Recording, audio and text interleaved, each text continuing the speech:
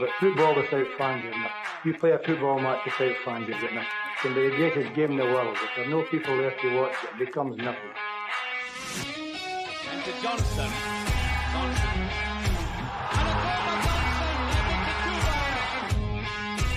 Larson. Oh, he's in. Henrik Larsson. That is sensational. Nakamura. He has done it. Isn't that just typical? The game is over. The Rebels have won.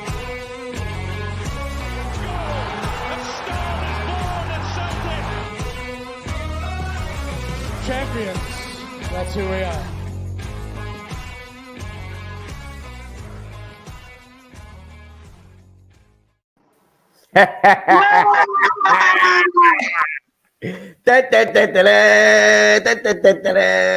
What's happening, Gav? All right, mate. All right.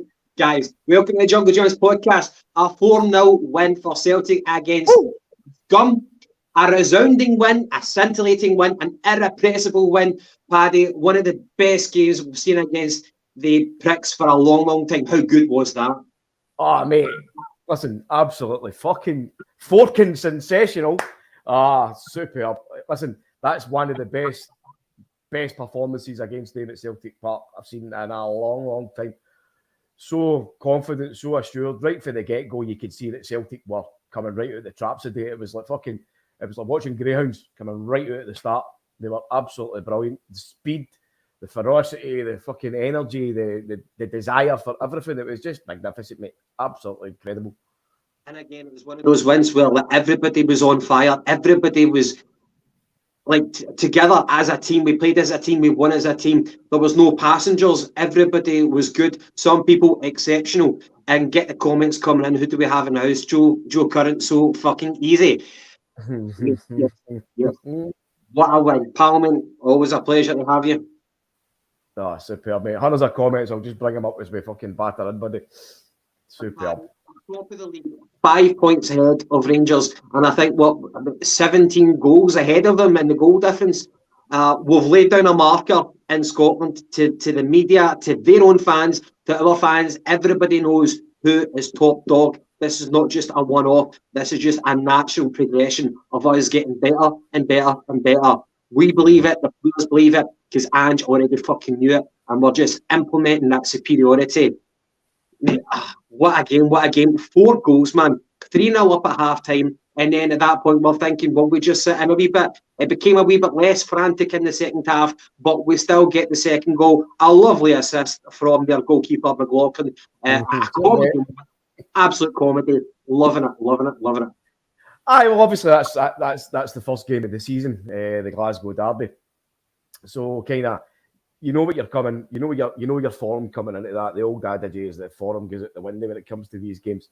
So quite rightfully, some people are a wee bit tentative on edge, no really knowing what to expect. But I think Celtic have totally just carried on their form for the start of the season and probably before that.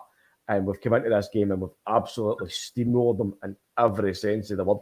I know they had a wee spell of 3-4 minutes here and there, but really, Celtic were magnificent, mate. They couldn't touch us. We were everywhere. Our pressing was just so intense. As I say, the passion and the hunger. The crowd was just unbelievable. I think if you're the manager standing on the sidelines, mate, the fucking hair standing up on the back of his back, everywhere, the back of his head, fucking everywhere. Just magnificent, absolutely magnificent, buddy. It's funny whenever you think back to whenever the start of the season commenced, and you're looking at the fixtures, and you're looking at the games that we've got and the run up to this one. We've been magnificent, but today it was on paper the hardest opposition, but it was just a fantastic game. Like you could say that the Aberdeen game or the Hearts game, that was tougher opposition in the actual game itself than what we had against Sevco today.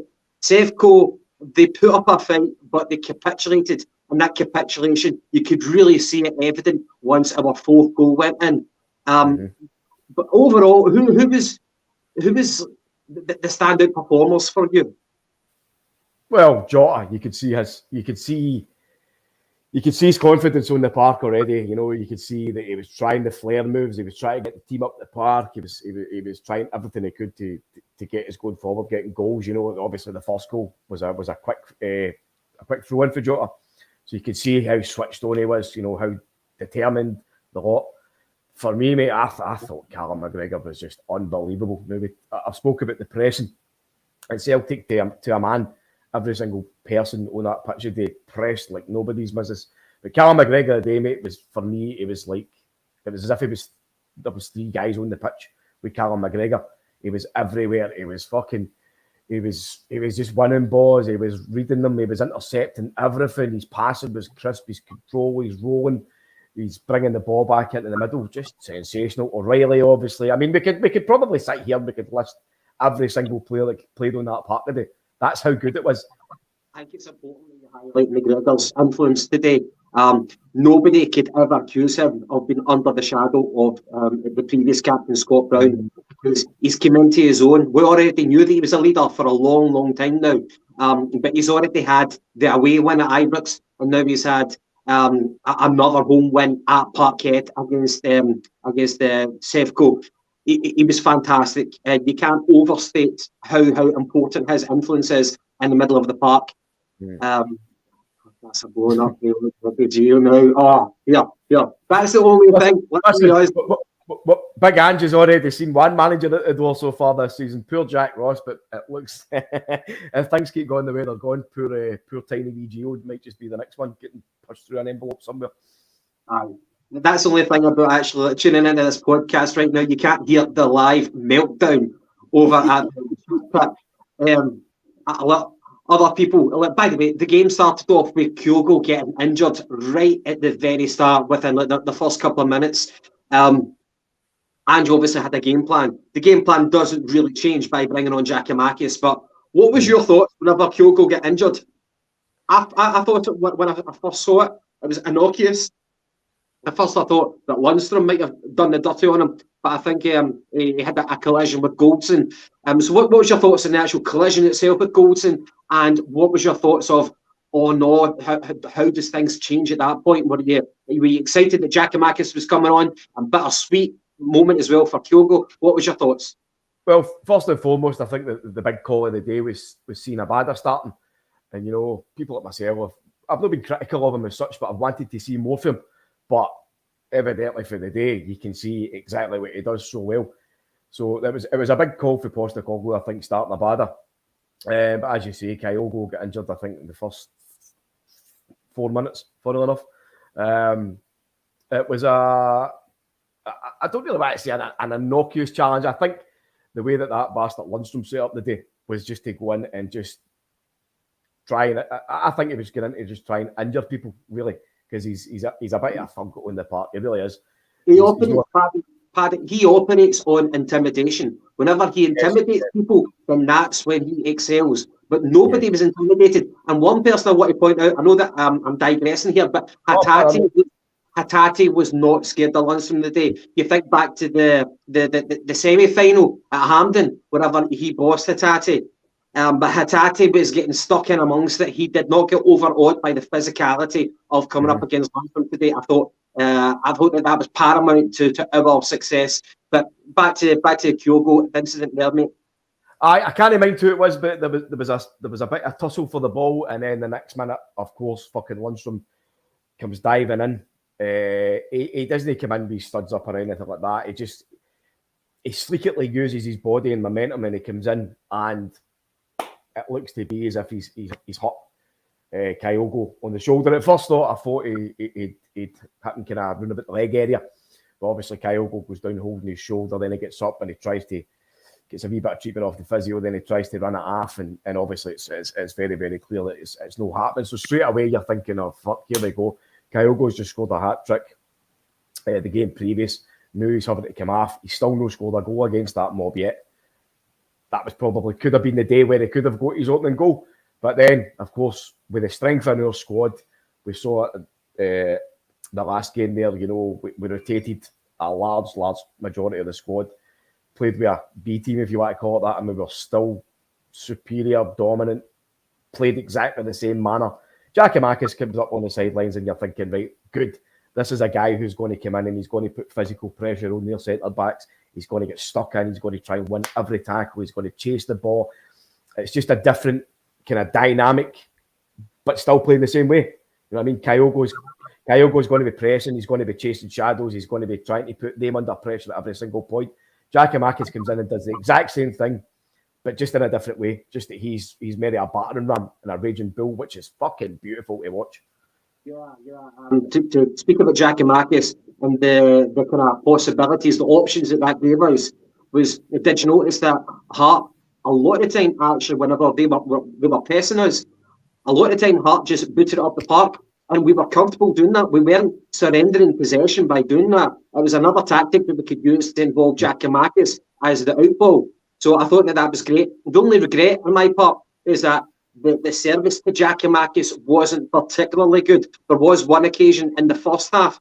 I think it was an O'Reilly cross-in from the right flank, our right flank, and Giakoumakis was perfectly positioned for it.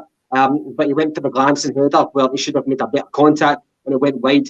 But apart from that, the service to Giakoumakis wasn't particularly great from the flanks. That's my only regret of today. But it was another option that he gave us while coming on. Well, again, mate, when we talk about that service to Giakoumakis, like the way that we set up with Kyogo up front, it's no to have Kyogo in there as a number 9 striker, like a penalty box striker. Kyogo's running about everywhere, and when he's doing that, we've also got the other 2 guys on the opposite wings, whoever it may be, Jota, Maeda, Abada, whoever it is.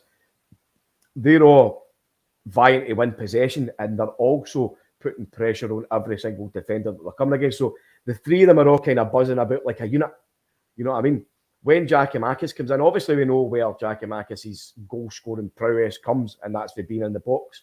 Whereas Kyogo can kind of pull a goal anywhere, as we saw for the second goal, I think it was, the other week. But as I say, when Giakoumakis comes in, he's got to come in and he's got to play the same manner that Kyogo would. So he's doing so much work off the ball, mate. And for me, I think he's actually sacrificing being, higher up in the goal scoring charts because he's doing more for the team, which unfortunately kind of impacts his goal record. But you see what he brings, mate. He just brings in a hunger, a desire, a positive attitude for a guy who's not a starting player, and he comes in and he tries to do everything for the team. He's an unbelievable player, an unbelievable character. I think he was trying a wee bit too hard today to try and get a goal, and obviously when you do that sometimes as a striker, you start scuffing things. It doesn't really come after you. Your head can go down, mate. No way Giakoumakis. He just pressed, he harried, he bullied. He just ran and ran and ran to the final whistle. As Big Ann says for his players, you don't stop. We never stop. Let's get to the first goal. Okay, so 8 minutes, the Abada goal. It was irresistible pressing from us. We won a throw-in high up on the left flank. If you would say, what's that? Sorry, mate. Surely Kyogo was okay as he was throwing himself about in the celebration. Yeah, he did have his arm kind of put up like that. So it looks as if he's still in a bit of pain. I don't know whether it might be touch and go, whether he can make it for Tuesday night, but we'll see. Paddy, though, getting back to the Abada goal, 8 minutes in, we win a throw-in deep into opposition territory on the left wing, and we take a quick throw. I think it was Jota, you said. It reaches O'Reilly on the edge of the box, the byline, and he stretches in across and for a cutback low on the deck. And then Abada, Johnny on the spot, is there to slot it home. The keeper got a bit of a touch to it, but he couldn't keep it out. The guy just goes into these brilliant positions. And he's done it so many times. Very, very familiar. He's already done that against CFCO at Parkhead. What a start, an early goal. How did that do to calm your nerves? Listen, mate, I don't say this to sound cocky or to sound superior in any way, but I was so confident coming out today because I knew that we were just going to play the way that we were playing, and whatever they brought, they wouldn't be able to handle it. They couldn't handle the scandal, mate, and fucking your scandal fucking ruined them today. But listen, they couldn't handle the scandal. Correct, mate. They couldn't handle the scandal. I'll tell you, speed kills, and we fucking murdered the end of the day with speed. Speed with thought, speed with action, and even whenever the ball went out, the ball boys, like Alan McCoy was fucking talking about it in commentary, how quick the ball boys were to release the ball for the Shies. Everything we did today was super fast, and although the game overall, especially in the first half, you could label it as frantic, but there was a good element of composure with our speed today. It was beautiful. The first half tactics, regardless that Kyogo had to go off and Jack and Marcus came on, the first half tactics were phenomenal. And then the way that we played in the second half, how professional we were. We maintained, we let them have possession far more. I think it ended up like 55% possession to their favour overall in the game. I was thinking, was it going to be a mirror image of the 3-0 game at Parkhead from last year? But I think it showed we were even better in the second half today than what we were last season at Parkhead. And that was shown by us getting the 4th goal. But here, is that how you do it? Yo, lads, let's go. Sorry, I'm late. No worries. Better late than ever to the party, mate. I was running for supplies. I was on the supply run, partying, in for the party. I was listening to the podcast and trying to get in late. Thanks for adding us in. Everybody in the chat. Yo, let's go. Everybody, this is Kaiser, by the way. If you don't know him, he's one of the regular commenters, and he's party time in it, bro. Getting his lovely face on the show, mate. Gav, mate, honestly.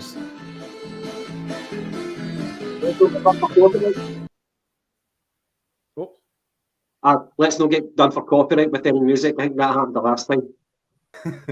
We won. It's a remix. You're allowed to play it. It's live on YouTube. Cool. So we've talked about the speed with it, the speed of the players. It was just relentless. We'll get a series for the lads. How impressed were you with the actual speed, especially in the first half from Celtic? I was blown away, right? With the way Celtic came out, passed the ball. It's not like I was disappointed in the way the rotten mob turned up. It's not like they turned up and they were horrendous, right? They tried to play their game. They were just inept, right? They were impudent. They had nothing going forward. Celtic were obliterating every passage of play. We were getting in amongst it. We were dispossessing. We were passing the ball. We were moving better, passing better, playing our game, and they just could not handle it. It was 100 miles an hour. That's what I want to see. Going forward in the Champions League, that's exactly what I want to see. 100 miles an hour. Well, that's what I was saying about, obviously we go into the Champions League and you've got so many teams ahead of us that are superior in quality. And sometimes you find that, like, as a Celtic fan, as a Celtic manager, whatever it might be, that you need to find a way to implement your team, your supposed lack of quality to try and beat up better teams. But do you think that our biggest weapon is our speed, intensity and pressing? I think, bro, honestly, right, I think our biggest weapon is it's hard to get up and train when you wake up every morning in silk sheets. See these multi hundreds of thousands of pounds a week paid players lying in silk sheets, and then we've got Ange Postecoglou driving our boys 100 miles an hour. Hard work. Pressure bust a pipe, bro. Pressure bust a pipe. That's what we're doing. We're going to tear people apart. 100 mile an hour football. Now, I'm not saying we have the calibre of player to directly go and stand on a field with Real Madrid and directly compete, right? Man for man, pound for pound. But see, when it comes to hard work, determination, ability, right? Are they players going to be giving it their all the way our players are going to be giving it their all? And our manager's telling our players, you burn, you give it your all for 60 odd minutes, and I'm swapping you out with the next guy who's coming and giving it his all. I'm loving this. We've got quality. We've got depth. We've got a depth of quality as well. I'm absolutely loving it. I can't wait. I'm like a rabid dog on a leash. I'm like, get us in the Champions League. Come on, get us in there. The big dogs. Woo! Get the big dogs in. Let us off the leash. Get Celtic unchained and set us free. Let's see how we measure up against this European calibre. Let's see what Real Madrid have got. Let's see if their stars are ready to turn up and put in the long, hard yards. You know what I mean? Let's see if they're going to come running like Forrest Gump, like Dyson Maeda. He just feels like running. You know what I mean? Let's see. Are they going to track back? Are they going to put in the effort? Are they going to put in the work? Or what usually happens when I've ever played in a squad of players who have been highly talented, when it comes to hard work, they start looking at each other and going, what the fuck are you doing? What the fuck are you doing? And it starts falling apart. I'm a world-renowned talent. Piss me the fucking ball. And that's just when I played in the street with my friends. I was like, look, I'm Rivaldo. Give me the ball. You know what I mean? That'll be why you call you Kaiser then. Gav, what was... Lights out. Yeah, sweet chat. This is my wee boy. Hey. My wee boy's autistic and non-verbal, but he loves to come in and just float around. I'm sorry if he disturbs anybody or anything like that. You know what I mean? It is what it is. He's just in there looking for a pizza. You might see me dashing there to the microwave. Paddy, what were you saying? No, what was the question? By the way, Kaiser, I like that wee quote that you made from Marvin Hagler about the pyjamas, silk pyjamas. I do remember that one. Marvin Hagler, bro, and Muhammad Ali. Muhammad Ali's coaches used to say him, pressure bust a pipe, a cast iron pipe, a steel pipe, and there's nothing in that pipe but water. Pressure bust a pipe, water fractured a steel pipe. You know what I mean? All we need to do is pile on the pressure. Pour on the agony, turn up the style. Putting on a show. That's it. Putting on a show. There we go. There's my daughter in as well. Sasha, say hi to everyone. Howdy. There was a comment earlier from Rosemary Kilduff, and I think she was saying that she's not felt this way since Jock Stein, which is quite a statement. But I wish I seen Jock Stein and I could make that comparison. Wow, the depth of experience to be in here in the chat. Thank you for being here. What a legend, man. Well, funny enough, I was talking about that during the game on the WhatsApp chat. Obviously, fucking phones are going ping, ping, ping, ping, ping. And we were talking, a couple of guys had said, like, this is the best Celtic team that they have ever seen. And you're talking, guys the same as our age, you know, I'm obviously 21, you guys are nearly at 40. I am 40 exactly. Yes, right. Well, you're at the bar, mate. But, listen, obviously, we're not going to remember. We're not going to remember Tommy Burns' team, the team that's always been quoted by our kind of generation, the generation above us, as being the best Celtic team that anybody's ever seen. Except for Kenny-O. That's the one, mate. Except for Jock Stein's team. But for me, mate, that's completely fucking gazumps it, and we're only a season and a bit, you know. Yes, bro. The style that we're putting on, it's just relentless. Again, we talk about Tommy Burns' team. Maybe the second best after that would be Martin O'Neill's and Brendan Rodgers', whatever it may be. But this unit that we've got the new, it's not just all about the team, it's everything. After the horrendous fucking 10 in a row attempt season where the entire club was fractured from top to bottom, Big Ange comes in last season, reinvigorates the place. Now you're seeing an entire stadium, 60,000 people, an entire worldwide Celtic support and total unity. Everybody is singing off the same hymn sheet. Everybody is, it's like that, mate. Everybody's like one. And it's all happening because of the stuff on the pitch and what Big Ange is putting in. And they players. Do you know what that is, bro, right? Do you know what that is, right? There's two types of people in the world, right? And see, for people in chat, right? This might be a wee bit of advice. For I could be younger guy, maybe older guy, right? There's two types of people in the world. People who chart their life from misery to misery to misery, and people who chart their life from joy to joy. Now, you always see the people who chart their life from misery to misery when you meet them in the street. They're like, oh, my dog died last week, and my nanas get piles, and my fucking budgies get the bird flu. And then back in 92, Gina's leg fell off. Other people chart their life from joy to joy. My daughter got married. It was amazing. You know what I mean? I've been on holiday to Barbados. Brilliant. I'm talking about the way Celtic's making people feel. When you're thinking back of your memories on that time, it's joyful memories. You're charting the joy. You're not charting misery. You get me, bro? You are not charting miserable events that you recall. And that's what's happening right now. That's what we're all a part of. Joy. We should just be enjoying being Celtic fans and charting the joy. I just watched Celtic destroy Rangers, and they looked to turn up today and pull and demonstrate that they were a European team, equal calibre of us, without spending money, because they're under investigation by UEFA. You know what I mean? They're under scrutiny for their monetary dealings. They're under close observation. So they're not spending any money, and they're trying to prove they can compete in the league and compete with Celtic, and they can't compete. We proved it today. That's locking up the league, concentrating on Europe. This is a position we have never been in as a football club. This is the best Celtic I have ever seen in my lifetime. This is the best. I've seen better players as individuals by like Henrik and Di Canio, Pierre Van Hooijdonk, but I think collectively this squad is the best squad we have ever had, and some of the best players we've ever had as well. What do you think about that one, Gavin? The comment here for Donny. No, Kaiser's comment. He's not listening to me, mate. He's the Celtic team.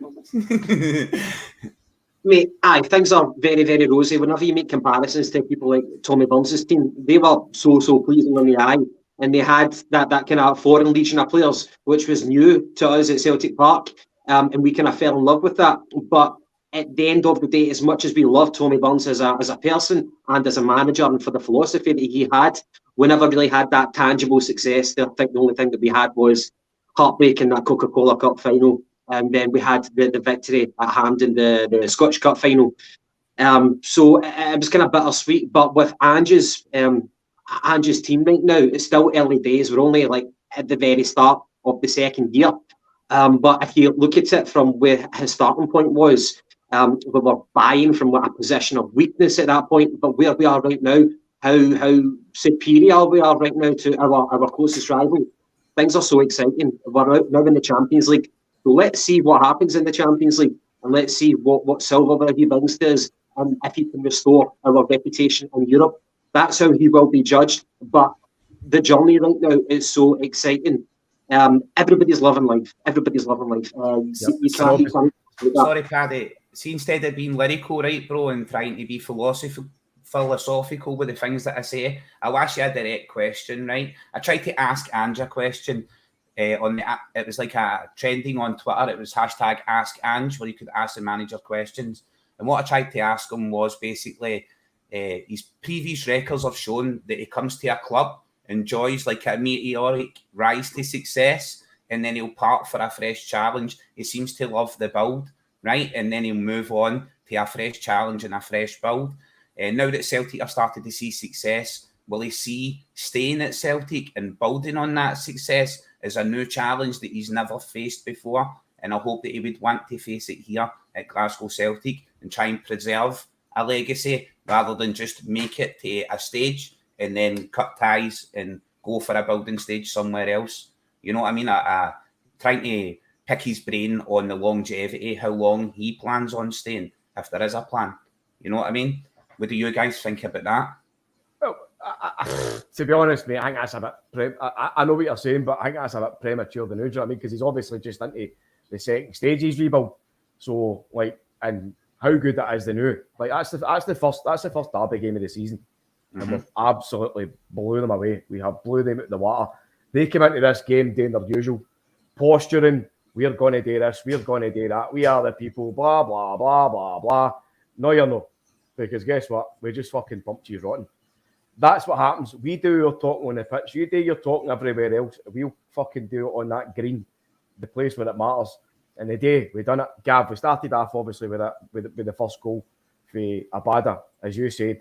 A great fucking moment of ghosting in, which he's done before. He done it in the last game, last season. Sorry, not the last game, the game last season where we won 3-0. Put a marker on on the season.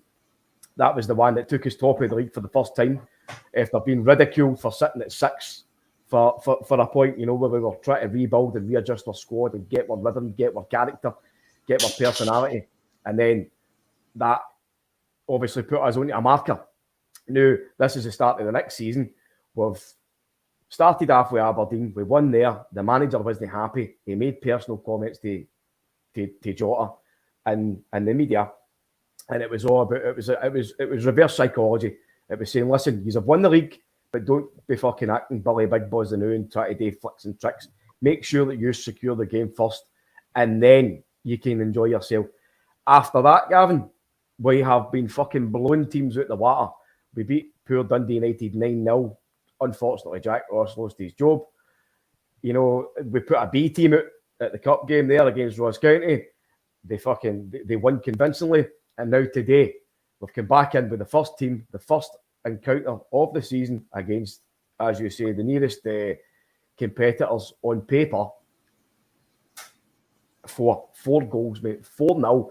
That is a massive, massive, massive psychological blow at this early stage in the season.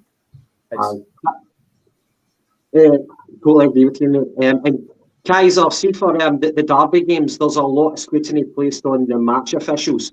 So I wanted to get your comments on the referee today. His name actually evades me, but me personally, I thought overall I don't really have much complaints, but there was one flashpoint which I was triggered by, and it was the penalty claim by Abada. It was a tackle from behind when he was pulling the trigger. Overall, I don't think the referee had a particularly bad game, but I thought that should have been a penalty. So what was your thoughts on that particular incident and the referee overall today? I thought the referee today tried to let the game flow, but at the same time, I thought when it came to the critical decisions, he was a bit weak. I do feel that was a penalty, right? I've just got to come out and say that right now. I feel like Abada was going to pull the trigger, and who was it, Lundstrom, who came in for the back of him and brought him down? I feel 100% that was a penalty, and I feel it was indicative of Lundstrom's play overall, which was hyper-aggressive. He was leading in. He committed another foul in midfield, brought someone down, and the original foul was awarded, and he led straight into a challenge right after that. It was almost a 2-footed challenge. It was highly reckless, but the replays didn't show it. It just cut it short at the first free kick award. I feel like the referee could have been stronger.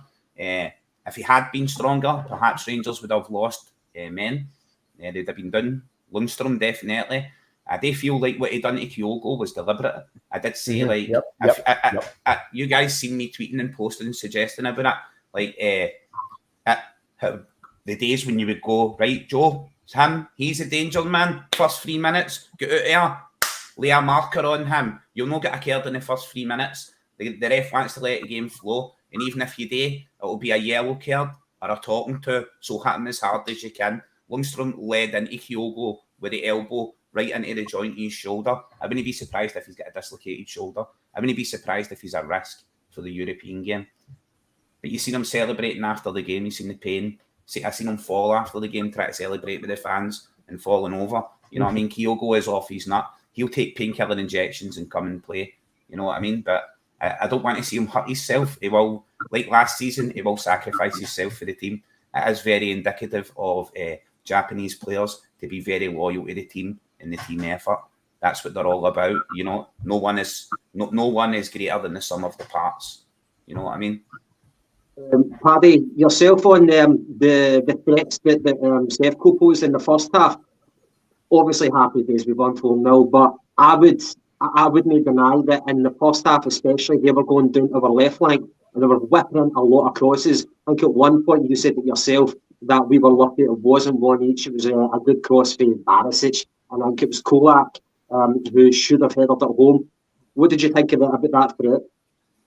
Well, clearly it was a threat, and clearly that's something that they are capable of, because obviously Barisic he's got a cracking delivery, as we all know.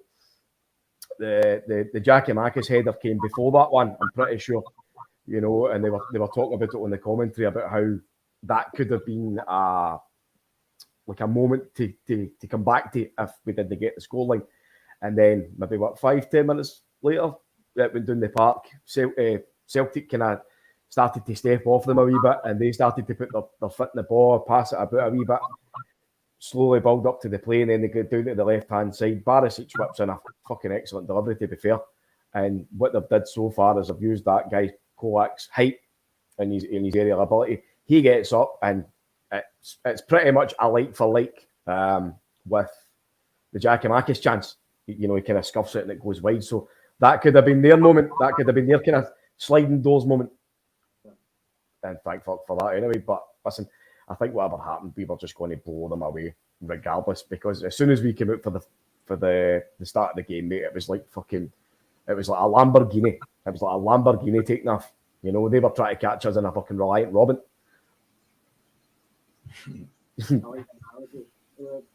So, what was your thoughts on the Jota goal? So it was like half an hour in.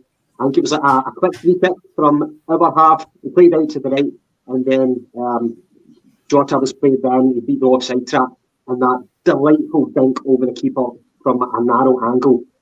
What a goal! And Jota, that's another game that he's delivered against Serco.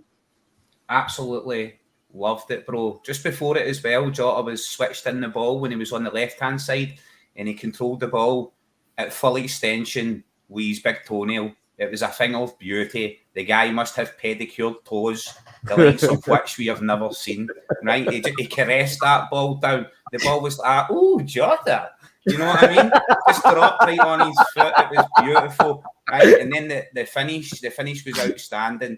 And his celebration, guys, running to the crowd, and that fist in the air. I was like, Freddie Mercury, another one bites the dust. Another one bites the dust. Boom. Line up the next one. Jota's on fire. I do really feel like Jota. I seen Mikey Johnson going to Portugal earlier in the week, right, as the transfer window slammed shut. And I did comment on the post, and it got a lot of positive feedback for people wishing him all the encouragement to go and come back the player that we all hope he can be, right? That we've seen flashes of. That Ange obviously seen flashes of in training to extend his contract. And he said that Jota had given him advice before he went there about that league, that setup, how he could thrive there, how he could enjoy himself and come back a better player, removing the pressure that he puts on his, not just the fans put pressure on him, but the pressure that he puts on himself. And I think that's fantastic for Jota.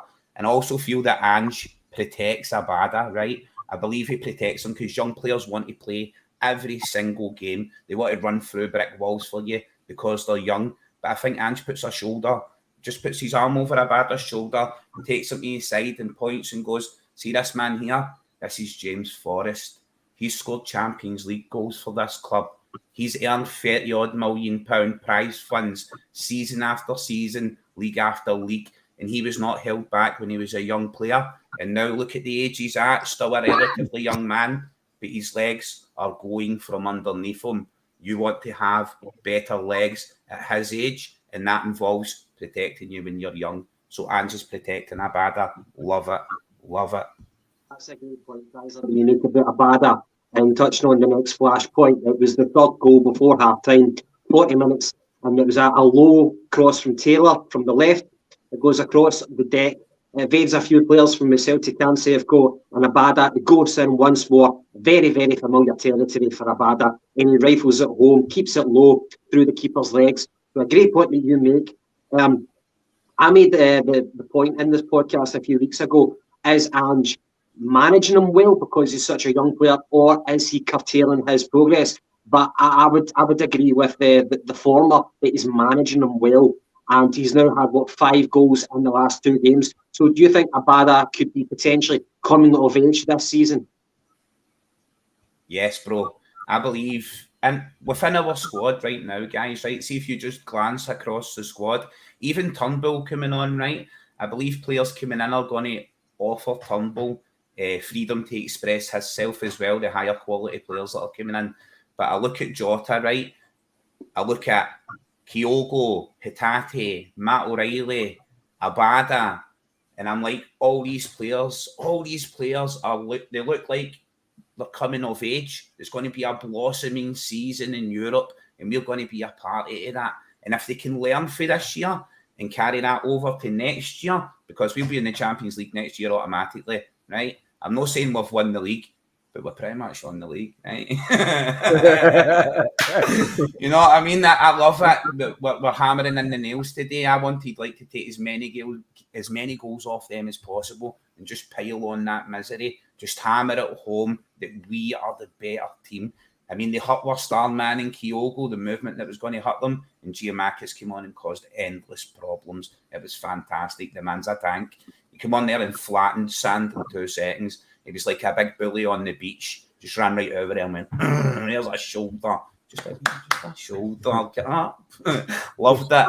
Just running about kicking Wayne's sandcastles all over. That's him. He's a beach bully. Big Giamakis, covered in baby oil with a banana hammock. Oh, here we are, man. Just kicking sandcastles are everywhere. I don't know what kind of territory this can do now, man. Come on, speed bunches of or the banana hammock, bro. The beach, it's got to be the thongs. See what you said about Abada. Now, obviously, like McGinty, who's the other man on the pod, speaks very, very highly about Abada, sorry, and he's done it since last season. I've kind of took a while to grow into, you know, seeing the kind of full scope of him, because I'm thinking that he's a right winger, doing what a right winger should be doing, getting the ball and getting by players on the left-hand side. But, like, apart from maybe Maeda, we've not got that. We've got guys that want to come inside, and obviously being a right-footed guy coming inside for the right-hand side, you need to be very, very good in your left. But that's no Abada's game. Abada's game is when he's no on the ball, he's off the ball movement is just so fucking delicious. We saw it last season with the goal at Celtic Park against them. We've saw it in the last few weeks. We saw it against Dundee United last year as well, a big, massive game. And then obviously today at the start to kick us off with the first goal. Movement was excellent. And we've got so many players that are capable of doing that. And really, like, if you look back through history, like for kind of times, the last kind of players that we saw that could do that, you know, you're talking fucking Henrik Larsson, Robbie Keane, guys like that, whose movement was just far, far too good for domestic defenders to handle, you know. So I'm just doing a great job. And see what Kaiser said about the youth in the team, the enthusiasm. I think that's perfect, because when you're young and hungry, you don't care who you're playing. You don't care what they've done. Obviously, like, this team is a team that went to the Europa League final last year, right? Regardless of how they did it or fucking blah, blah, blah. But they're still a Europa League finalist team. They're a Champions League team, and we've scudded them 4-0. And we took the league off them last year. You know, that's no mean feat. And that's the guys that are coming fresh into the league, into the country against a seasoned team who's been together for 3 and 4 years. Yeah. Sorry, bro. I was just about to say there. You know as well as I do, last week's back pages are this week's toilet roll. You get me, bro? So, like, that's as long as your legend lasts in football, basically, unless you manage to achieve the remarkable.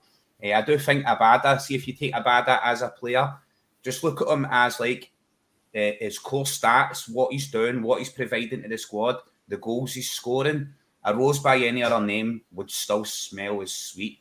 The young man is he's world class. I think if he was playing in the Premiership at any club and even making the substitute appearances that he's making, I think there would be a lot of massive press about him, and we would be talking huge price tags, because you know, as nowadays they pay for the player's youth and also the player's potential, and I do feel like Abada does have the potential to play at the very top of the game. As with several of the players in Celtic squad right now, I feel they have like that Wanyama factor. You get me? They got the Wanyama. They got it in them. They got the ability. You can see it in them. They could play at the very top of the game. Obviously, making a poor decision and going to a lesser club than Celtic, you're not promoting yourself as a player. I would want any players leaving our club, I would want to thoroughly see and make sure that they were going to like an elite European club. You know what I mean? Not some downgrade in the Premiership who couldn't tie your boots. An elite level club. There's a good one for Strangelove the Doctor. He's got a great way of words with this guy. Zombie wrote yesterday that Celtic Park was a piggery. I took a mental note. Well, you're wrong about that, mate. Celtic Park is a fucking slaughterhouse, and you're the fucking pigs. Get it right up you. 100%. Talking about Abada and his growing confidence, I think that was kind of exhibited by the end of the Dundee United game where we won 1-0. I'll just say that again. He actually came on and did a post-match interview, and I've not really seen many interviews with him in it, but he spoke really, really well. His English is top draw, and I think he's kind of done well since near Beaton, his best pal, his countryman, has actually left Celtic.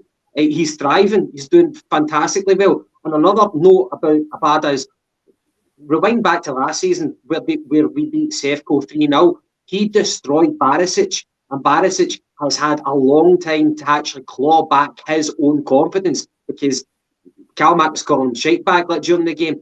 Did you see that, Gav? Did you see that, mate? Aye. See, did you see that when McGregor called my shite bag? Yeah. There was sorry mate. There was one at one point in the day as well, and I just clocked it. It was one of the kind of ones that you see the mouth going, and McGregor's kind of doing what he was doing the whole game. He was hustling and bustling. He was here. He was there. He was everywhere. He was getting involved physically as well. And then at one point, it got blown for a foul, and somebody kind of started walking by McGregor, one of their players, and the camera panned onto him, and he's just like, ah, "Shut the fuck up, you!" I love it. Brilliant. I love it when they do it with the American football, right? And it's like the player, it's like the introduction of the player, and the guy who does it, it's a YouTube channel called Bad Lip Reading, and he'll like read the lips, but he'll put in the wrong words deliberately. It is hilarious, guys, man. If any have never checked that out, it's hilarious. They do it with a lot of sports, but I'd love to see someone doing it with the Scottish football. You know what I mean? And putting the voices to the players' lips moving. And like maybe even changing it and bamming it up, or letting us know exactly what's being said between the players. You see so many players in that right now nowadays, and they cover their mouth while they talk. They do that for a specific reason, because there is people out there who can read lips with great accuracy. You know what I mean? There's Woodsy as well, giving it great for Turnbull's confidence, even if it was a fuck up by the goalie. Gav. Well, that particular goal, it was hilarious. It was absolutely hilarious. Whenever Sevco are actually trying to play out from the back, doing what we do, but to such a calamity, it was fucking hell, man. He passed it right to Turnbull, and Turnbull scores. At one point, I kind of felt, oh, maybe you should try and pass it to Giakoumakis and get him a goal, because I was feeling so sorry for Giakoumakis not getting a goal today, despite his 100% effort. But absolute calamity from their Rangers goalkeeper, and obviously the camera pans to Alan McGregor on the bench, and should he have played instead of McLaughlin. But that's what we want, to make them to kind of hurt their confidence levels, to make them doubt themselves. That's what we want. We want to kind of cause chaos within their ranks. Kaiser, after talking about Abada's performance, there was one player who I thought was close to getting man of the match, and that was Rio Hatate. I spoke to Paddy earlier on in this podcast about the physicality element of coming up against Lundstrom. Lundstrom put down a marker back at Hampden in the semi-final where Hatate got outfought, outmatched, but I thought Hatate went into the trenches today. He didn't shirk the challenges. He got stuck in amongst it, and I thought he came out on top. And it was Lundstrom who was actually disillusioned by the end of it, rather than Hatate. But Hatate was doing fucking surgical cross-field passes. I thought the guy's his talent is really coming to the fore, and he sounds like a kind of confidence player from what we learned from Dan Orlovitz, the Japanese pundit guy. But I thought Hatate was fantastic today. What was your thoughts on him? I think, bro, honestly, right, I think Hatate, you wouldn't like Hatate when he's angry, you know what I mean? I think Hatate is amazing. Right, he looks like a wee mini Hulk, that jet black hair, the gum shield, but he just has sheer ability. His range of passing, he's the way he covers the field, the way he holds the ball, he doesn't get nervous, and the way he's brave. Right, guys, I've seen him lose possession that a couple of times.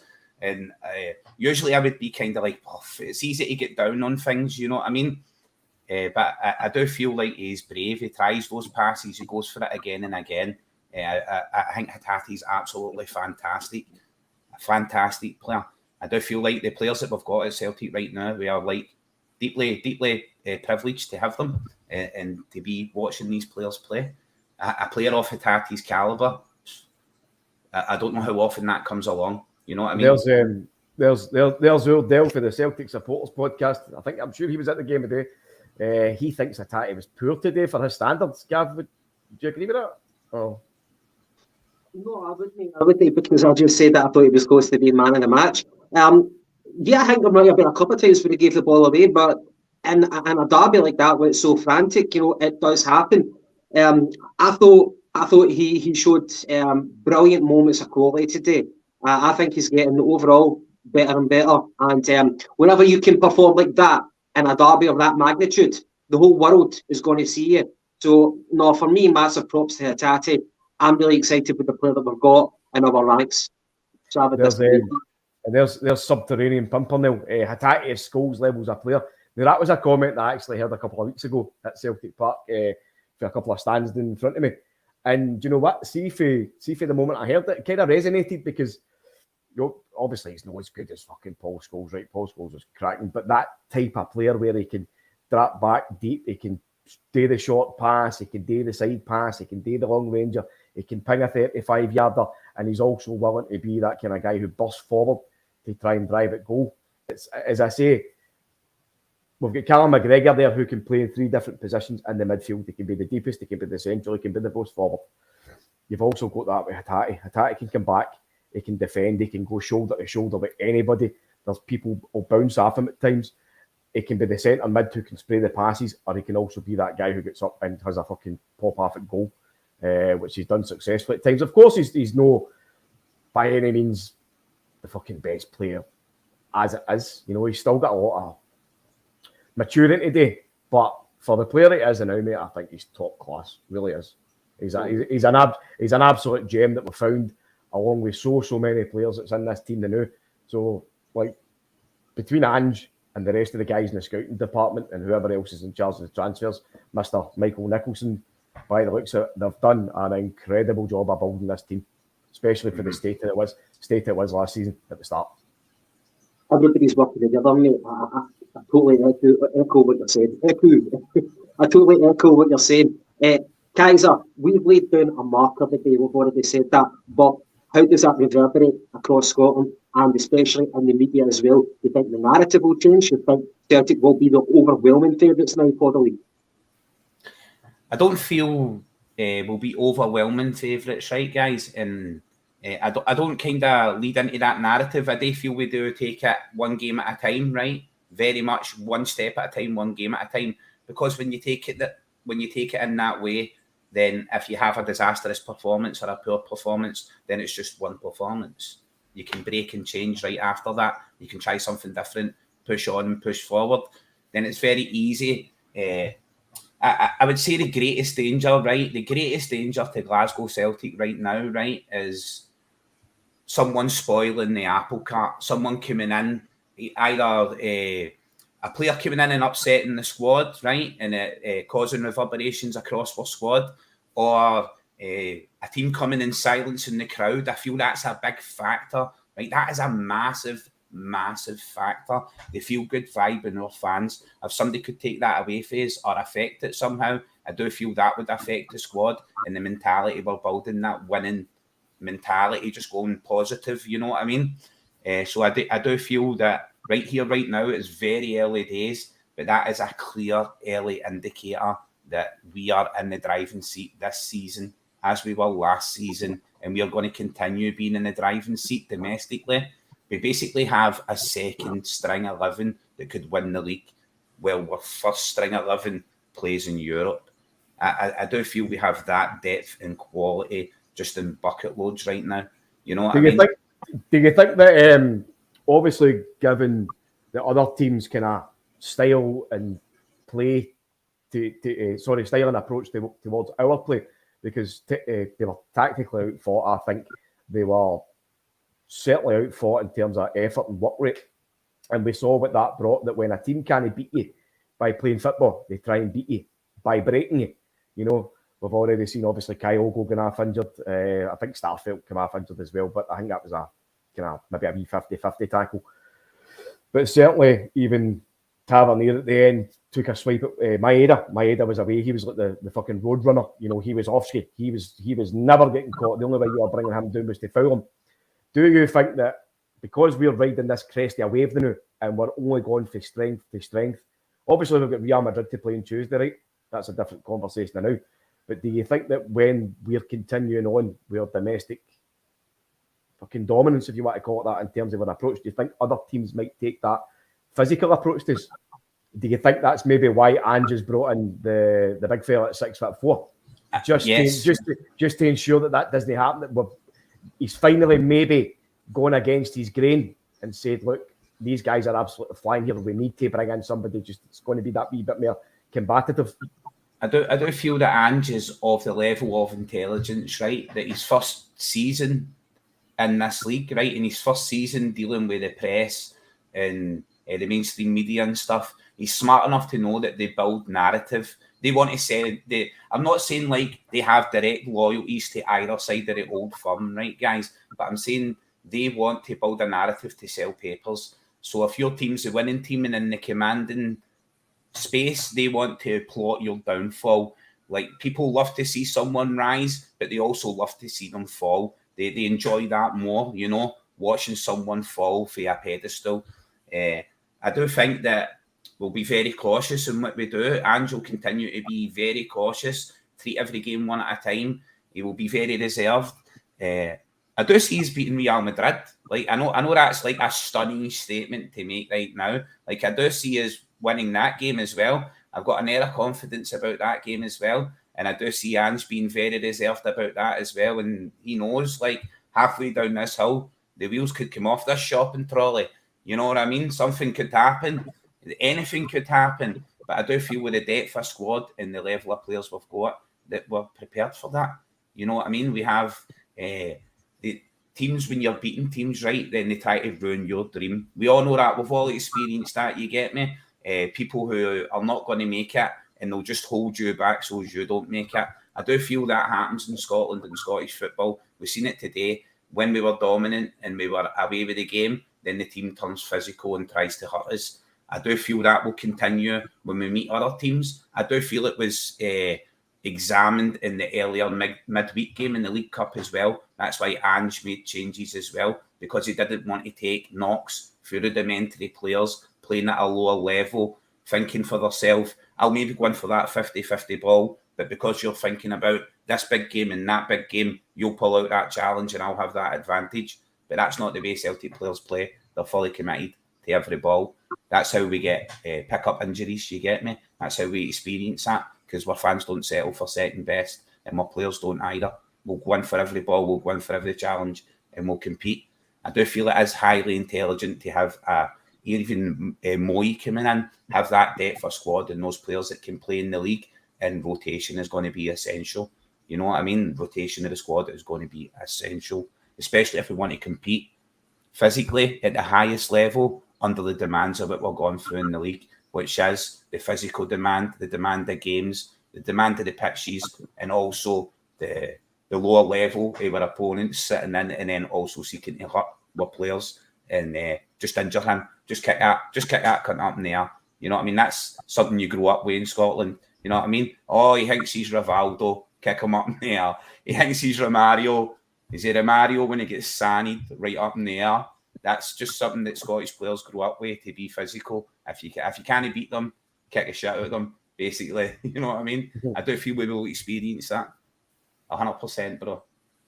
I think the physical element, especially in Scotland, has always been there. However, you can find you'll be in a game where the opposition are trying to play against you properly with just proper football, but then whenever the tide turns and they are getting beat comprehensively, then they will start putting in those dirty challenges. I think overall the physicality of our team isn't as bad as what sometimes we make it out to be. I think they can handle themselves. At the same time, though, this new guy, what is he, 6'4"? I don't know much about him. I did try to watch him on YouTube, and normally you take it with a pinch of salt, but the clips I could find of this guy on YouTube were shite. It was like he was playing two teams, and the stadium was like one man and his dog. Like, I couldn't actually find any credibility from the arenas that he was playing at. So the clips I could find on YouTube were terrible. The quality was grainy as well. I don't know how good he is with the ball at his feet, because Ange won't compromise his principles. Yes, he might want to get someone who can be a destroyer, but whenever we've got possession, this guy can't be a liability. He needs to be able to contribute, being that kind of fluid passing movement in the midfield. He needs to be as good as everybody else, so he can't look out of place. So hopefully this guy will be part of a destroyer, but he's also a good footballer as well. At least that's what I'm hoping for, Fabio. Well, see when you look at our midfield today, obviously it was a trio that we expected. It was McGregor, Hatate, and O'Reilly the pinnacle of that midfield. You saw how they lined up their midfield to try and counter that. They sat with kind of 3 sitting midfielders. Who I can't remember who it was. Kamara. They brought in fucking 57,000-year-old Stephen Davis and obviously Lundstrom. So they tried to use the physicality to win that midfield, but we just totally went every single way around that. We didn't try and go through one avenue. Do you know what I mean? We went out wide. We went up top. We went counter. We went cross. We sat back deep and we won the ball. We went counter. We went on the attack. We just done everything absolutely to a T. There was nothing that they could do today, mate, that could touch us. Of course, as I say, they had a wee 5-minute spell where they could have scored a goal through Kovac, but they didn't. That's just the fucking be all and end all. So we've just got so many different different aspects to your team. Of course, there's one way that we want to play, and that's the Ange way. Ange ball is here. This is Ange ball. All these people in Australia, all these people in Japan that followed Postecoglou, they all told us on social media here, there, and everywhere, you won't see the real Ange Postecoglou until the second season. This is the second season, and already we are in the midst of the Ange ball. We are riding the crest of a wave, and it's like a fucking magic carpet ride, man. It is absolutely amazing. We're only so many games. I'm not. Ready to bust out in a full song now, bro. You're lucky. Get copyrighted for that. Somebody put That's that. How good am I at Jasmine? somebody put that genie back in the bottle. That's Christina Aguilera. That's somebody. I need one up all. Getting dirty. But no, listen, yeah, by the way, our approach and our play is just utter filth. I said it to you, Gav, during the game. Like, I've never in my life have I seen a team that presses the way that Celtic do. Obviously, that is now down to how hard we've worked with our fitness levels, the tactics, everything else that you can put into play. And with the day, like as I say, every single time they had the ball, we had one guy try to win the ball. We had 2 guys try to win the ball. We had 3 guys try to win the ball. You know, Starfelt came off. We had big Mercedes Jens come on to play beside big Carter Vickers, who I thought was outstanding again. Big Jens, just big fucking, he's got legs like a giraffe, man. He just steps out and just takes the ball. He just takes whatever he wants. You've got Juranovic, who was fucking absolutely flying down the right-hand side. He was covering. He was brilliant. He's reading of the game. His perception was excellent. Greg Taylor, who has been probably the unsung hero of the squad. He's been here 3 years. I think it was yesterday or the day before, and he's turning out to be an excellent player. He's turning out to be what nobody that I know expected for Greg Taylor was to be a defensive rock. We all know about his play being the inverted fullback, how good he can be when he steps into midfield. But his defensive capabilities now it's excellent. You've got a unit. Mind the old fucking table football you used to do, and you had the 4 guys fucking on the stick. Every single one of the 4 guys in your back line, doesn't matter if you take one out and put another wee guy on the fucking stick, they're all playing in tandem. Everybody's so switched on, everybody knows where everybody is. Even the one with Joe Hart, take away the one with Joe Hart where he fucking passed it out to Arfield and Arfield skied into Rosie. Oh, what was he thinking? I know, mate, he's a prick. But Joe Hart, who was famously let go for Man City by Guardiola because he couldn't play football, right? He's starting so many attacks for the back. Joe Hart is Mr. Confident, Mr. Capable. He's turning out to be Mr. Celtic as well. You know what I mean? And that's the back line. Take one of their players out for Ralston or Jens or maybe Bernabei, and you're getting the same successes.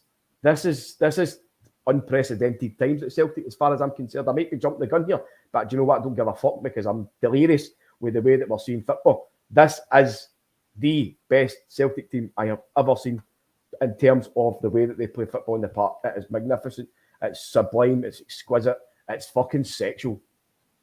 The style alone is irreplaceable, and a lot of that is built on the pressing game. Like our pressing, it's so aggressive and coordinated and enthusiastic. We're chasing people down like they personally owe our players money. It's brilliant to behold. How do you think we'll convert that aggression in the press to the Real Madrid game on Tuesday, Paddy? I think, of course, it's a different animal that we're going to be facing, and it's probably going to be the toughest test that Postecoglou has ever faced, maybe in his managerial career. No, it will be the toughest test that he's ever faced in his managerial career. You're talking about the current Champions League winners here, the most successful club team in world football, may I add, ever in history. I think what I said to you before, Gav, what I said to you weeks ago, I think we just go into that game without any fear, without any qualms whatsoever, and we just play our game, and we see where that takes us. We show our bottle, we show our character, we stand up, we don't be scared, we be men, and we go out there and we play the Celtic way, we play the Ange ball way, and we just go out there and we try and do what we're doing. See if they beat us, so fucking be it, but see if they beat us and we fucking took them to the test, that'll do for me. Right. When you throw your hat in the ring and give a good fight, that's Yes. more than enough for me. You Yes, get me, bro? Yes, mate. I do feel that people are like, I think eyes are on our team, eyes are on our squad. The shutting down, the way we play is absolutely fantastic. And we all know that football is won and lost in the transition. I don't know about anybody else, but when you're training to play like 11-a-sides, the keeper gets the ball and he's going to punt it. It's always like push out, push out, push up. If you recover the ball, then that's when you break teams and break forward. That's what Celtic are fantastic at doing. Recovering the ball when the other team's trying to come out during a transition and counter-attacking and breaking up on them by recovering the ball early. I do feel we will do that against Real Madrid, and I do feel we will cause problems. Definitely cause problems. We will definitely score. You know what I mean? It's our home park. Our fans are going to be there, amping up the volume. The 12th man's going to be in full effect. All the players are going to be hyped.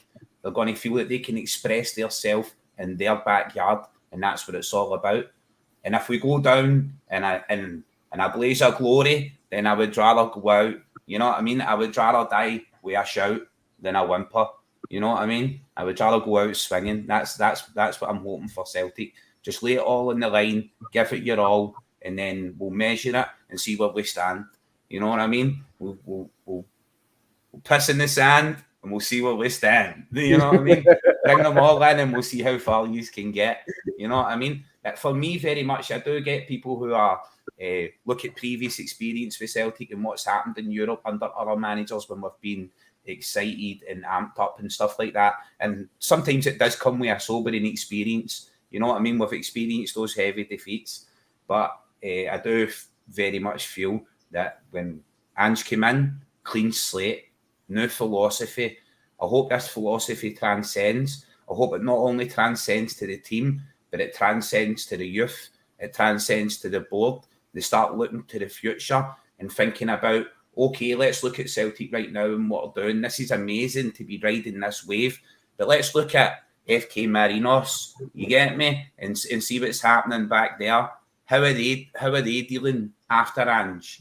You know what I mean? Are they bringing in young managers and following the same philosophy, carrying on Ange's philosophy? What's going on there? You know what I mean? And I would like, I know this may be a long time away, but I would like Celtic to make positive steps into ensuring that Ange Postecoglou's brand of football is the Celtic way and we continue to play it long after Ange is gone. That's a good point. Me and McGinty on the Tuesday podcast were talking about that, because it was on the back of the comments of Ange saying that he wants to build us for a Champions League team, not just for this season, but for year on year. And his ambition is whenever he does leave, and hopefully that's not for a long, long time to come, but whenever he does leave, we'll still be that particular brand of club where we're able to get in, we've got a philosophy, where we've got the right calibre of players. I was talking to McGinty, what type of ingredients do we need to actually ensure that? And one of the things is a common theme, a director of football. So to ensure that whenever Ange leaves, it's a transition to another like-minded manager, a same philosophy. You couldn't go from Postecoglou to a Neil Lennon type. It would have to be more like-minded managers like that. A shower meeting. Of course, everybody working together from the board, director of football to the manager, everybody working in tandem with the same common goal. So it's a difficult thing to achieve, and my scepticism came from I've never seen it done in Scotland before, but it is achievable. And another thing about going into this game on Tuesday against Real Madrid, there'll be a lot of detractors who'll be pessimistic, saying it's beyond Celtic to beat them. But I remember back to when I was a child going to the first Champions League game I'd ever been, and that was Juventus 4-3 at Parkhead. Mm-hmm. I was in the car driving to it. Obviously, I wasn't driving because I was a kid, but the radio was on, and it was Hugh Keevins saying Celtic cannot beat this calibre of player. You've got like people like Nedved, Inzaghi, Trezeguet, people like that, Del Piero, and it was a barnstormer of a game. But we came out on top, and you should never ever doubt Celtic. And whenever they've got a game plan and players who buy into that it can't be done, you should never ever doubt that. And that's the mentality that I think a lot of people, a lot of Celtic fans will have for Tuesday night. I think the majority of us will believe that we can actually get something out of this if we play the way that Ange tells us to. Make a couple of tweaks here and there to be more kind of street smart, streetwise against these champions, but it's achievable. As long as we take them out of their comfort zone, then why doubt it? We can get the win. Paddy, would you agree with that? Mate, of course, as I say, like I think it was, it might have been Woods that said it earlier. Like the game against Real Madrid on Tuesday is almost like a free hit, because anything that comes after that, we can go and focus on picking up points there, like being your sole focus or try to get the 3 points. But I think on Tuesday, right now, people might not agree with us or whatever. That's fair enough. Everybody's got different opinions. I think that today was our time to hit a marker on the season. It was our time to have that psychological sucker blow in the domestic, and we did that today absolutely fucking superbly. We could have won 5 or 6-0. That's about the only fucking downside of the day. But on Tuesday, it's the same again. We've not been in the Champions League for about 4 seasons. Mm-hmm. This is our time to shine. This is our time to show the world what Celtic can do, what Celtic can be. Everybody knows that we are this huge, massive global fan base. We're a world-renowned club. We're just no a world-renowned football team in that respect, that we don't play in the Champions League every season. We've been to the Champions League and we've been cannon fodder. We've been pumped off of fucking with all due respect, Diddy teams that you wouldn't expect us to get beat off of. This is our time now to come out and fucking bring in that wee bit of romanticism back into football. Like, these are all the mega money powers. It's all about money now. It's all about money. Let's make it for once about the football. Let's get back and fucking show the world what we can do on that fucking green pitch. This is Celtic Park, mate. This is paradise. Let's make it paradise. You know what I mean? Bring football home and just go and have a fucking go at they bastards. You're playing against Benzema, world-class player, Modric, all these young guys that saw the best of this, the best of that. Carlo Ancelotti, one of the greatest managers of all time. What have we got to lose? What have we got to lose, Gavin, if we go out there and try and fucking defend for our lives and then just maybe play the odd wee counter-attack and just see what we can get? No, fuck that. Go out and play football. Go out and take them for the jugular. Use your pace. Use your energy. Don't give them a sniff. There's been so many teams that's came to Celtic Park over the years, and we have made them we've given the freedom to be the best teams in the world, like fucking PSGs. We let them come here and play football. We sat back and allowed them all the space and all the time in the world to play their game. Now is the time for us to upset Real Madrid's game. It's time for us to get in their faces. See, if you're in a fight, you don't stand at the back and try and fucking fly a couple of vocals. No, you get fucking right in about it, and you don't give them time to fucking lift their horns. You know what I mean? It's no time for us to get the sucker punches into Real Madrid and fucking beat them. Let's do it. We're going to win. Come on. I'm up for it, bro.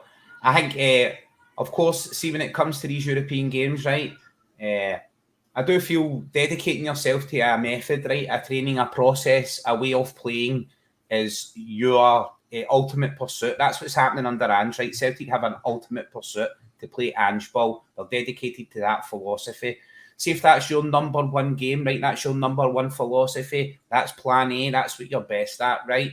Now, you can adjust and sit back like Neil Lennon and that used to with the two banks, everybody defending, everybody behind the ball. Basically, the way Scottish teams set up against us, that's the way we set up against European teams in the past, right? When you do that, right, what you are doing is you're allowing the other team to play their everyday game, the game they play every day and the game they are best at, and you're sitting back and allowing them to press onto you.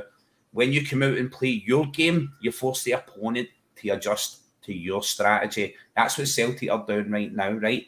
We are not adjusting to fucking no cunt. Yous are adjusting to us. You know what I mean? You want to come, you want to play Celtic, you're going to be harassed, you're going to be harried. Guys in Maeda's going to be up on you. We are going to be running, pressing. It's going to be 100 mile an hour. It's going to be Ange ball. Players are going to express themselves and have fun. And what's the best thing about it is, if the player does something stupid, the manager takes a bullet for him. It's not like at your clubs. You know what I mean? Well, your manager lets you take the fall alone, or maybe blames the players. Ange is the person who's there like, well, I'm telling the players to do that. I'm telling them to express themselves. I'm telling that player to play that way. You just can't fault him for making an error. That's my error for telling him to do that. I love that about Ange. I love that about Celtic. He's giving the players the freedom just to express themselves and go and develop under assist. It's just absolutely amazing. I do feel we are going to deliver this year in the Champions League, and I feel the minimum we're going to deliver is 3 home wins. That's the minimum we're going to deliver. 3 home wins, Fortress Parkhead, and then we're going to pick up away. Whatever we pick up away, we could be looking at first or second in the group.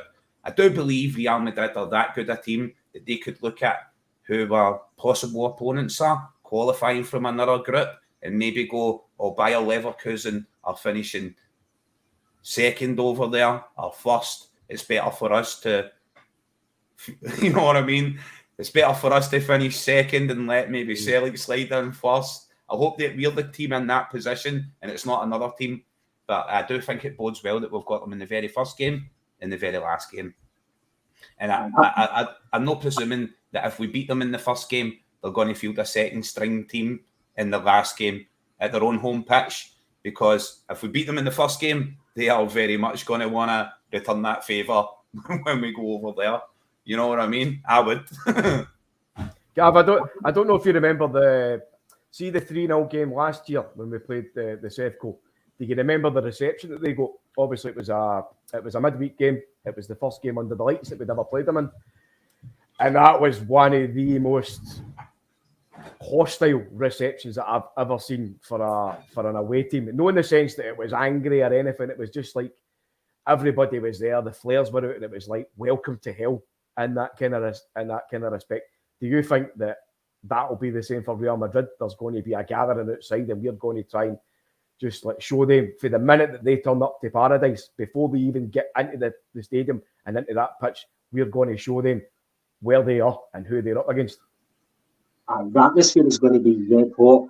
It always is for Champions League home games at Parkhead, but coupled with the fact that it's Real Madrid, the champions of Europe, champions of the world, and we've always wanted to play Real Madrid for a long, long time now. So we're getting our wit. It's going to be fantastic. It will be red hot.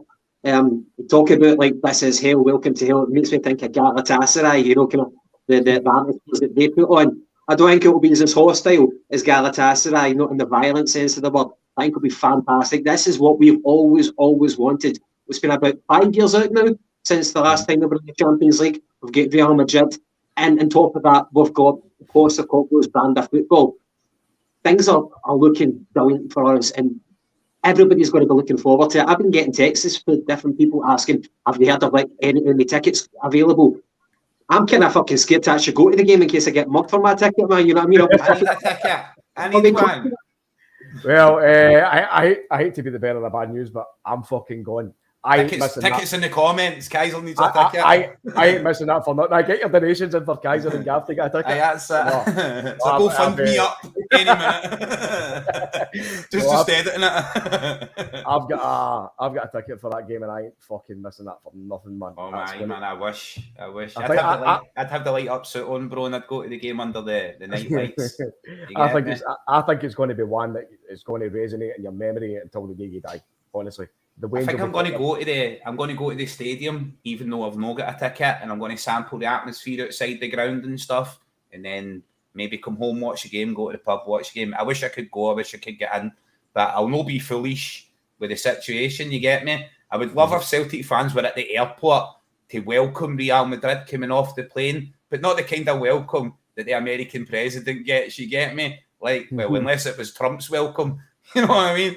Like, hard style, just giving them it for the second they touch down. You know what I mean? Start booing their plane when the wheels touch down, like, should I crash that? Yeah, just giving them it right for the word go. You know what I mean? When the wee stairs come over and the stewardess goes, bye-bye, and they open the door right into a hail of boos.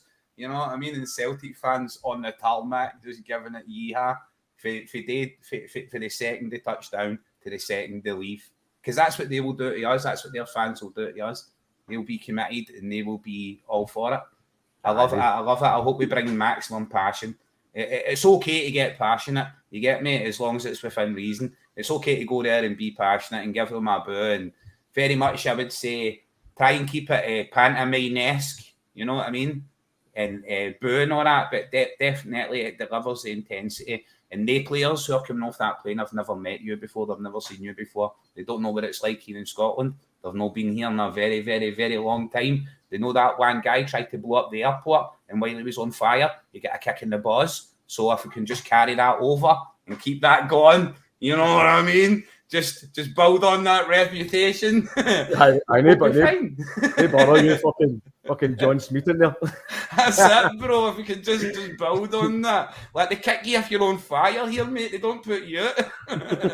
That's what we need, that mentality. Well, Gav, we spoke about it umpteen times, and obviously, like, back to the days of Martin O'Neill in the Champions League, and it was dubbed Fortress Parkhead. We need to see that back, mate. And I honestly think that this is new.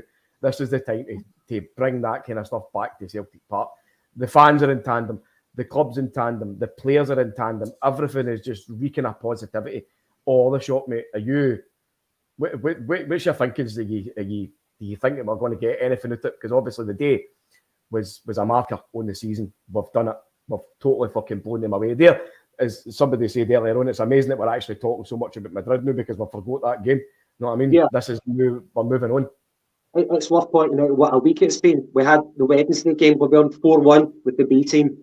Today was the next challenge against Sevco, and we've came through that with flying colours, 4-0. And now we've got the hardest task, undeniably the hardest task against Real Madrid. But we're at Parkhead. We're looking forward to it. The atmosphere, it will happen organically. Every man, woman and child the following day will have a fucking terrible throat. Maybe they'll be able to talk right because they'll be fucking shouting that much during the 90 minutes. That's what the occasion does to you. And the players feed off the atmosphere. It's going to be amazing. And do I think we're going to get something from it? I'm entitled to think we will, yes. We're playing a brilliant brand of football right now. It's been a fantastic week. We're on a high. We couldn't go into this game any better, apart from the fact that Kyogo, in my opinion, might be touch and go. So that does remind me, to anybody in the comment section, give us a shout if you've heard Postecoglou in the post-match comments. Tell us what he said, what his initial prognosis is. Does he think Kyogo might be out? But even if it went with Giacomakis, still positive, man. I think we can get something out of it. And historically, you've seen Real Madrid can be caught cold in the group stages. They always come through. They always either finish second top or top in the group stages, but they have been caught cold from those kind of David and Goliath type games where they just underestimate the opposition. So yes, whether it be a point, whether it be 3 points, I feel entitled that we can expect something. Guys, would you agree with that?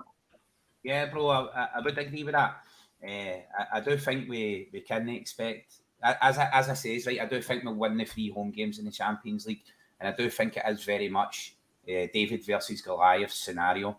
But like we say, like we've went over, I do feel Real Madrid being the high quality players and training in luxury, that Spanish sunshine, and a wee bit of paella, a wee bit of ouzo and that, you know, they're going to be having a hard time coming here. I don't think any team that looks at Celtic is going to relish that challenge this year. Certainly high calibre teams, I don't think will relish the challenge.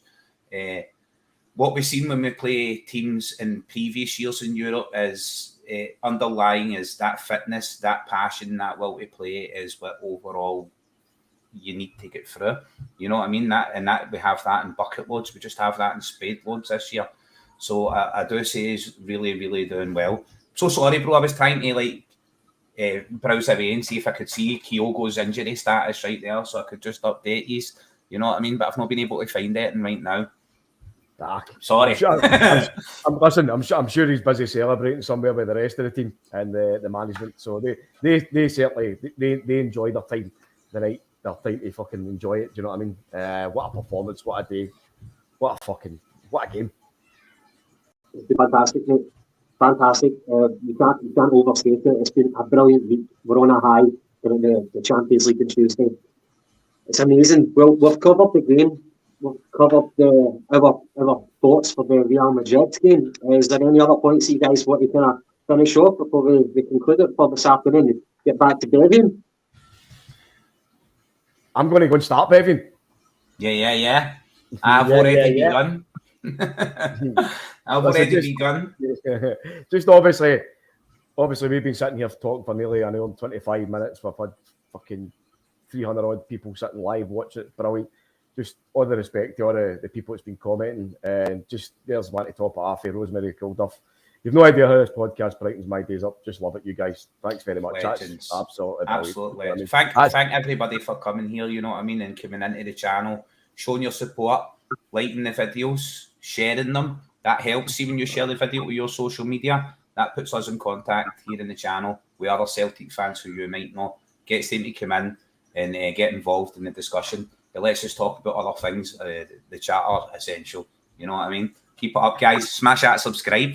If you've not subscribed, make sure you're ringing the bell, following everybody involved. You know what I mean? Follow the guys. Guys, pleasure actually speaking to you for the first time on the podcast. You've been fantastic, and what a day, what a game to actually come on to the podcast as well. It's been fantastic. So thank you very much for giving us the time, and hopefully we'll get you on again.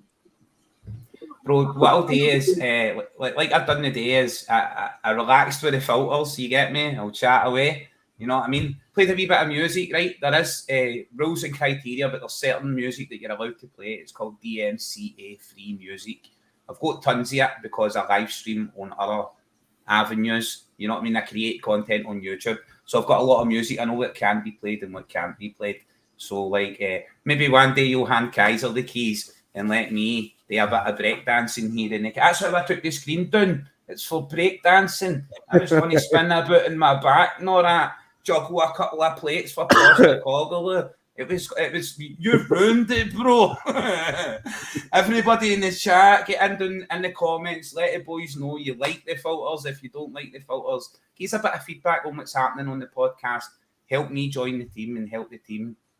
Let me join the team. You get me? Mm-hmm. Accept me. Breastfeed me, mama. Kaiser needs mama's milk. Kaiser can get too fucked. You've got the biggest jugs, big man. I've been eyeing SME gold cap wrote in each one. I can tell. All natural, mate. All natural. All natural. Hey, listen, I am going to get to because I have got celebrating today. Yes, legends. I have to. Well, for the Jungle Gems, to the viewers, thank you so much. Hope you enjoyed this afternoon as much as we did. And we'll be back for another post-match review after the Real Madrid game, Paddy. Kaiser, we have to do it. We have to do it. Yeah. So, okay, we might even do one before it. I don't know, depending on. Yeah. We'll see. We'll see. There'll be a reminder on YouTube anyway. So if you're on the subscribing to the show, obviously you'll get a ping. So whatever we put up plenty of times so that you know. But hey there, you with a sad face, come up to my place. On that note, catchy. Let's go. Party time, legends. God bless.